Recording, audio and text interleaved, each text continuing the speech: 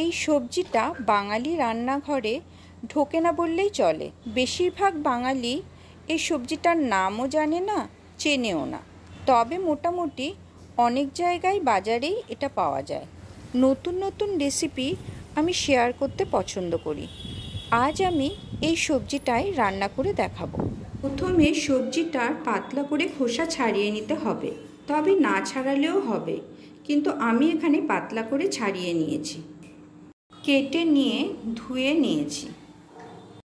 একইভাবে আলুও ডুমো ডুমো করে কেটে ধুয়ে নিয়েছি। এবার প্রেসার কুকারে ডুমো ডুমো করে কেটে রাখা ওই সবজিটা আর আলু আর সামান্য জল এর মধ্যে দিয়ে একটা সিটি দিয়ে নেব।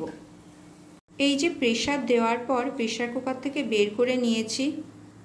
একটা সিটি দেওয়াতে সেদ্ধ হয়ে গেছে, কিন্তু কোনোটাই গলবে না।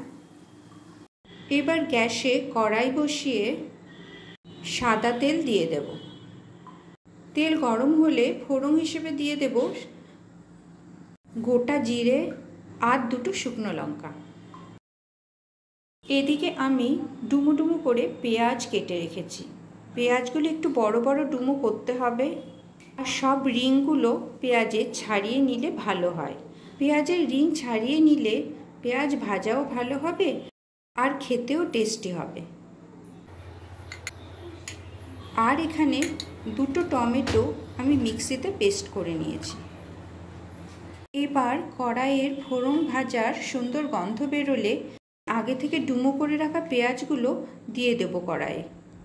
নাড়াচাড়া করে কিছুক্ষণ ভাজার পরে একটু লালচে কালার হলেই টমেটো পেস্টটা দিয়ে দেবো কড়াইয়ে। আবারও সব কিছু একসাথে কিছুক্ষণ রান্না হতে দিতে হবে। দুটো শুকনো লঙ্কা তো আগে দিয়েই ছিলাম, এখন দুটো কাঁচা লঙ্কাও দিয়ে দেব।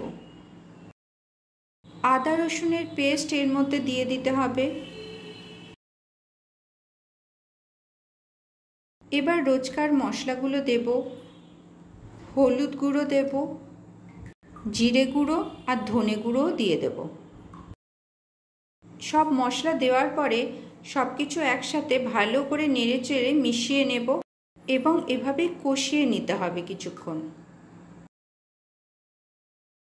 কড়াইয়ের ঢাকনা দিয়ে কিছুক্ষণ রেখে দেব।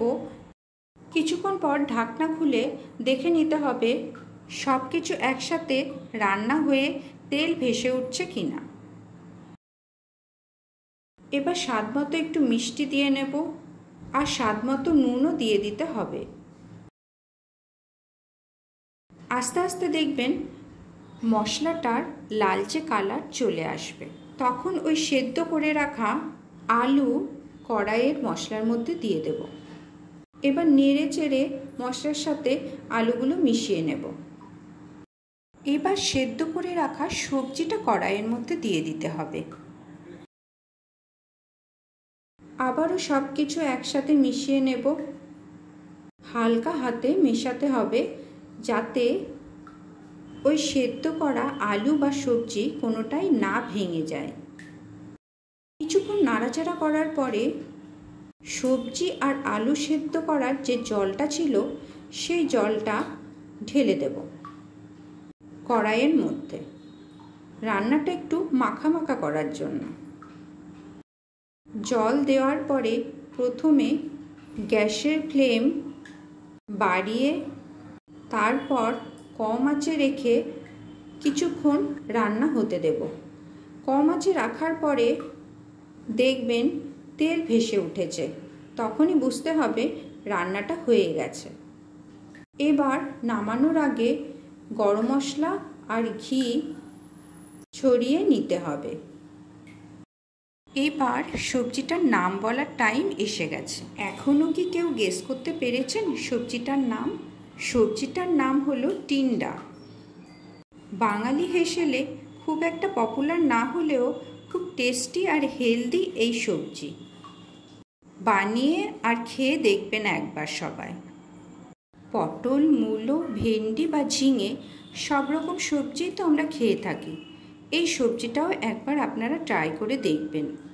আশা করি আপনাদেরও খুব ভালো লাগবে এই টিন্ডা। আমার বাড়িতে সবার খুব প্রিয় এই টিন্ডার তরকারি।